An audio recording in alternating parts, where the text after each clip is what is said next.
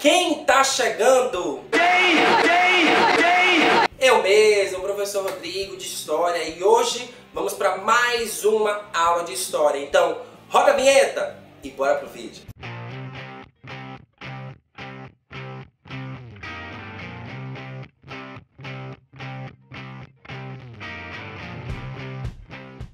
E no vídeo de hoje nós vamos dar sequência aos nossos estudos, onde falamos sobre rumo a terras distantes, onde nós conhecemos as campanhas marítimas das grandes navegações promovidas por Portugal e Espanha lá no passado e que vão dar origem a vários territórios ao longo de sua história. Hoje, especificamente hoje, nós vamos falar de uma dessas viagens que tem tudo a ver com a história do nosso país. Na verdade, nós vamos falar sobre a viagem de Pedro Álvares Cabral. Porque é o seguinte, você já sabe, grandes navegações, o que significa? Ir até as Índias, fazer comércio das especiarias, trazer riquezas para Portugal, conquistar novos territórios, encontrar pedras preciosas. Esses foram alguns dos motivos que levaram os países até então, naquela época, a navegarem por mares nunca antes navegados pelo medo que eles temiam do mar. Qual era a missão de Pedro Álvares Cabral?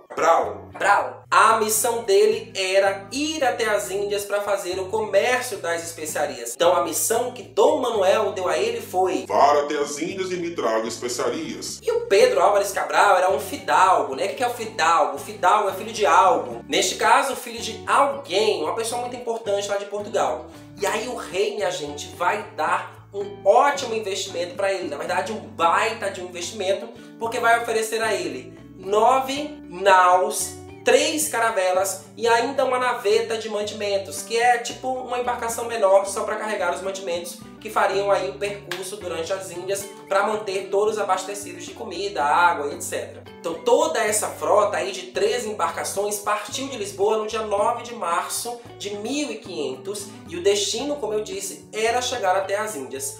Porém, no meio do caminho conta a história que eles encontram um território. Na verdade, eles não chegam diretamente às Índias inicialmente, porque no meio do caminho havia este território até então desconhecido. Nessa frota vieram ainda mais de 1000 homens para poder fazer toda aí essa campanha, médicos, boticários, marujos, padres e até mesmo degregados. O que é um degregado? Degregado é uma pessoa que cometeu algum tipo de crime no seu país e está sendo expulso dele para que ele não viva mais ali. É tipo uma pena máxima de uma pessoa que fez algo que o governante não gostou na época e aí dá ele, olha, aqui você não vive mais.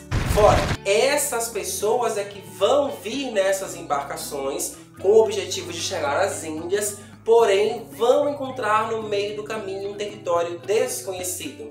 A verdade é que já havia uma conversa de que esse território poderia já existir no mapa, porque Portugal e Espanha eram muito colegas, muito amigas, e já haviam feito um acordo chamado Tratado de Tordesilhas, que caso fossem encontradas terras ao leste, essas terras pertenceriam a Portugal. Então eles já sabiam que poderia, pelo menos, encontrar algum território além do Oceano Atlântico. Eles só não sabiam que isso ia acontecer no dia 22 de abril de 1500. 44 dias após terem saído de Portugal. Então imagine aí você há 44 dias mais ou menos ali no mar, naquele balanço, naquela agonia, naquele enjoo, e de repente você começa a ouvir barulho de pássaros, tipo gaivotas, né? E aí você percebe que tem algo diferente. Isso vai acontecer no dia 21 de abril, justamente no momento da viagem que eles começam a verificar que tem peixes, que tem aves circulando por aquele território. E aí, minha gente, no final da tarde do dia 22 de abril de 1500, o que acontece? Isso mesmo, os portugueses encontram um território que por muitos séculos e por muitos anos foi chamado de o descobrimento do Brasil. Ao longo da história isso vai ser questionado e atualmente a gente não fala mais o descobrimento do Brasil. Nós chamamos de achamento de um território desconhecido.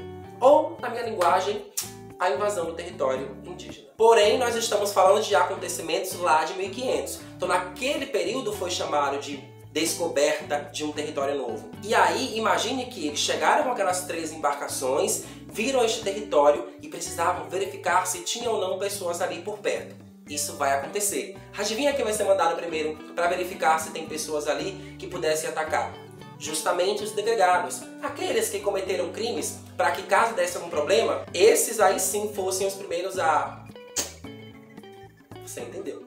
É aí que eles encostam então na praia, ali do que nós chamamos hoje de Porto Seguro, e ali fazem os primeiros contatos com os nativos, por meio de trocas. Até porque eles tinham uma língua diferente, um jeito diferente. E esse encontro vai fazer com que eles fiquem por aqui por 10 dias. Então Cabral e sua frota ficam por aqui por 10 dias. E é o momento em que no dia 26 de abril de 1500 vai ser celebrada a primeira missa no Brasil, que também marca a nossa história. E tem uma tela muito famosa que registra esse acontecimento. A missa celebrada pelos padres, né, é um grande marco da nossa história, porque demonstra que desde cedo os portugueses tinham uma aproximação muito grande com a Igreja Católica e por isso ela estava presente em vários momentos da nossa história. E agora nós vamos abrir espaço para um cara muito importante da nossa história, que foi o Pero Vaz de Caminha. Pois é, ele teve uma saga, na verdade, porque ele chega com o Cabral aqui nesse território e aqui nesses 10 dias ele relata em sua carta o achamento desse território. Então é uma carta que ele escreve para o rei, colocando ali tudo que ele via nesse território desconhecido, comunicando ao rei que foi encontrada terras para além do Oceano Atlântico. E assim ele vai colocando ali suas impressões sobre o lugar, como que ele viu as pessoas que aqui estavam, a natureza deste espaço, né? Os animais que ele nunca tinha visto. Enfim, ele vai retratando, descrevendo nesta terra, este território... Terra não, menino. Descrevendo nesta carta aquilo que ele está vendo ali nesse período que ele ficou aqui no Brasil. Claro que não poderia faltar suas impressões sobre os primeiros contatos com os povos indígenas. Eu até tenho um trecho aqui da carta dele que nós vamos ler agora. Mas antes eu tenho que pegar meu celular, né? Porque está nele. Diz assim a carta: a pele deles é parda e um pouco avermelhada. Tem rostos e narizes bem feitos. Andam nus, sem cobertura alguma. Nem se preocupam em cobrir ou deixar de cobrir suas vergonhas, mais do que se preocupariam em mostrar o rosto. E a esse respeito, são bastante inocentes. Ambos traziam o lábio inferior furado e metido nele um osso verdadeiro de comprimento de uma mão travessa e da grossura de um fuso de algodão, fino na ponta como um furador. Os cabelos deles são lisos e os usavam cortados e raspados até acima das orelhas. E deles trazia com uma cabeleira feita de penas amarelas que lhe cobria toda a cabeça até a nuca. Neste trecho da carta, o Caminha descreve aí as suas impressões sobre os primeiros contatos com os indígenas, algumas características que naquele momento não estavam sendo identificadas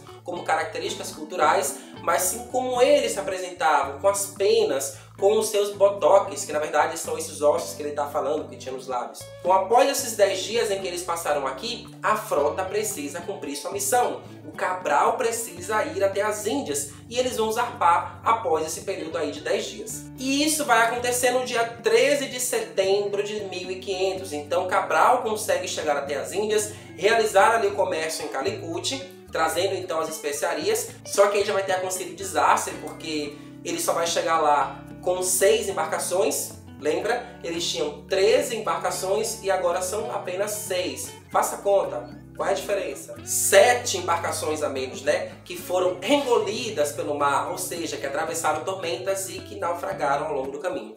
Então, o Cabral só chega com 6 embarcações na Índia e só vai conseguir chegar a Portugal no dia 21 de julho de 1501. Eram viagens muito longas, por isso que as especiarias tinham um preço tão elevado. E você deve imaginar, né, que o Cabral se tornou muito conhecido naquela época, né? Chegou lá e recebeu várias honrarias, né? Encontrou um território, foi responsável pelo achamento de um território desconhecido, conseguiu finalizar a sua excursão rumo às Índias trazendo as especiarias.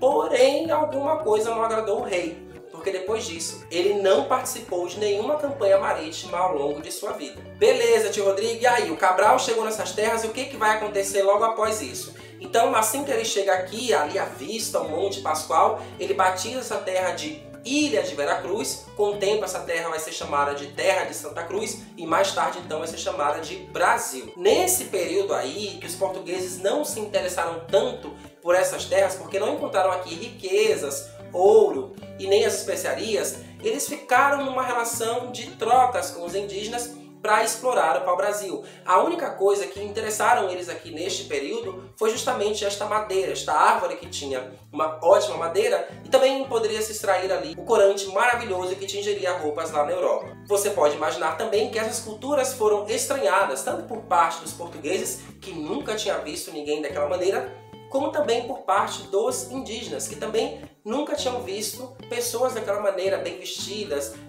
com barbas e com vários colares, que eles não conheciam os materiais que eram feitos. Então esse estranhamento cultural vai acontecer no começo e isso vai ser resolvido aos poucos através dessas trocas que tanto facilitaram a comunicação dos portugueses com os nativos. Mas aos poucos os indígenas vão perceber que tem algo de errado acontecendo, porque vai começar a ter uma dominação cultural. O que é isso? A imposição dos costumes e dos hábitos portugueses, como por exemplo, vestir roupas, como por exemplo, acreditar no Deus católico, que eles, os portugueses, acreditavam, e também os indígenas vão perceber que havia uma dominação do território. Ou seja, começam a acontecer conflitos, invasões e guerras entre esses dois grupos, portugueses e indígenas, porque agora eles estão entendendo que, na verdade, eles não estavam fazendo só essas trocas, eles estavam mesmo tomando o seu território. Eu espero que você tenha percebido, então, alguns marcos históricos da viagem de Pedro Álvares Cabral